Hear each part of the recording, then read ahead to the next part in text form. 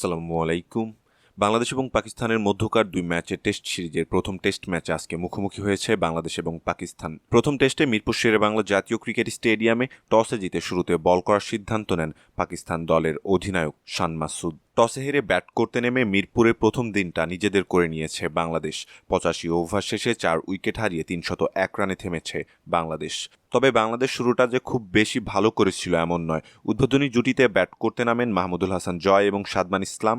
দলীয় মাত্র ১৮ রানে ব্যক্তিগত ৮ রান করে প্যাভিলিয়নের পথ ধরেন মাহমুদুল হাসান জয়। ১৩ রানের ব্যবধানেই দ্বিতীয় উইকেট হারায় বাংলাদেশ। আরেক ওপেনার সাদমান ইসলাম ফিরে যান ব্যক্তিগত ১৩ রান করে। তবে এরপর ম্যাচের চিত্র পাল্টে দেন বাংলাদেশের দুই বাঁহাতি ব্যাটার মমিনুল হক এবং অধিনায়ক নাজমুল হোসাইন শান্ত। মমিনুল হক এবং নাজমুল হোসাইন শান্তর ১৭০ রানের জুটি বাংলাদেশকে ঠিক পথেই রাখে। এই দুই বাঁহাতি ব্যাটারের দুর্দান্ত ব্যাটিং পাকিস্তানের কঠিন পরীক্ষা নিয়েছে। ইনিংসের ৫৩তম ওভারে ব্যক্তিগত শতক পূর্ণ করে ১৩০ বল থেকে ১০১ রান করে আউট হন নাজমুল হোসাইন শান্ত আউট হলে উইকেটে নেমে বাংলাদেশকে বড় সংগ্রহের পথে রাখেন মুশফিকুর রহিম। আগে থেকে উইকেটে সেট ব্যাটার ছিলেন মমিনুল হক দুর্দান্তভাবে মোকাবেলা করতে থাকে পাকিস্তানের আক্রমণ ভাগকে।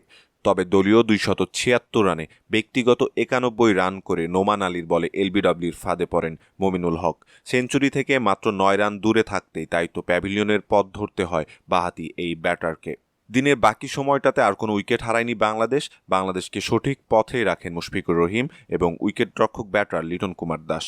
মুশফিকুর রহিম ১০৪ বল থেকে ৪৮ রান করে অপরাজিত আছেন।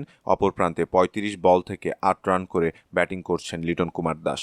পাকিস্তানের পক্ষে একটি করে উইকেট শিকার করেন শাহিন শাহ আফ্রিদি, মোহাম্মদ আব্বাস, নোমান আলী, হাসান আলী। এদিকে প্রথম দিনটায় দুর্দান্ত ব্যাট করায় খুশি বাংলাদেশ দলের অধিনায়ক নাজমুল হোসেন শান্ত।